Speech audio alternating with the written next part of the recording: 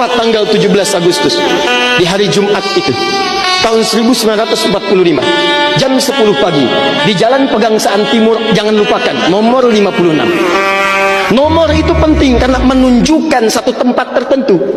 Kalau cuma jalannya saja berarti maaf ya, proklamasi berlangsung di jalan. Ini ada nomornya. Nomor itu menunjukkan kedudukan tempat. Ini jalan. Jalan apa namanya, Pak? Kistu Kencana, ya, Wisnu Kencana Timur, nomor 27, Masya Allah. Nomor 27 tempat ini. Kalau cuma Wisnu Kencana saja di jalan. Pertanyaan saya, kenapa tidak pernah dijelaskan dalam buku sejarah? Siapa yang punya rumah tempat yang nomor 56 itu? Jalan Pegangsaan Timur nomor 56. Rumah siapa nomor 56 itu? Ternyata itu rumah seorang pengusaha Muslim keturunan Yaman yang sangat cinta dengan negara kesatuan Republik Indonesia ini. Beliau mewakafkan rumahnya untuk kemerdekaan bangsa Indonesia. Namanya Syekh Faraj bin Marta. Mewakafkan rumahnya untuk proklamasi kemerdekaan Republik Indonesia. Insinyur Soekarno datang ke situ dalam keadaan masih lemas, ada kemudian penyakit dalam tubuhnya, maka diberikan oleh beliau madu Yaman di malam harinya. Siang-siangnya sudah fresh, dalam keadaan yang baik, maka digelorakanlah kemudian di sampingnya ada Bung Hatta, proklamasi sampai dengan ujungnya. Teman-teman, proklamasi 17 Agustus tahun 1945 itu memiliki saham yang kuat dari pertemuan-pertemuan dan perjuangan para ulama. Karena itulah teriakan takbir yang digelorakan oleh Bung Tomo dari Surabaya itu, Allahu Akbar, Allahu Akbar. Terjemahan takbir itu kalau diterjemahkan dalam bahasa Indonesia adalah Allah yang maha besar, Allah yang maha kuasa. Kalimat Allah yang maha kuasa itu negara kesatuan Republik Indonesia mengapresiasi dan menanamkan dalam undang-undangnya. Baca pembukaan Undang-Undang Dasar. Atas berkat rahmat Allah yang maha kuasa. Kalimatnya Allah, tidak ada yang lain lagi.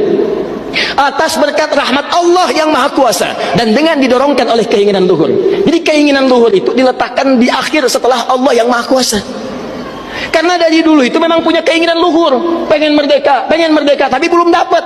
Siapa kemudian yang mempercepat keinginan luhur itu? Allah yang maha kuasa. Atas berkat rahmat Allah yang maha kuasa, dan dengan didorongkan oleh keinginan luhur, maka rakyat Indonesia menyatakan dengan ini kemerdekaannya. Dari situ kemudian jadikan sebagai sila dari 5 dasar sila ketuhanan itu. Ketuhanan yang Maha Esa, sila yang pertama. Siapa ketuhanan yang Maha Esa itu? Dalam pengertian kita, Esa artinya Ahad. Qul huwallahu ahad.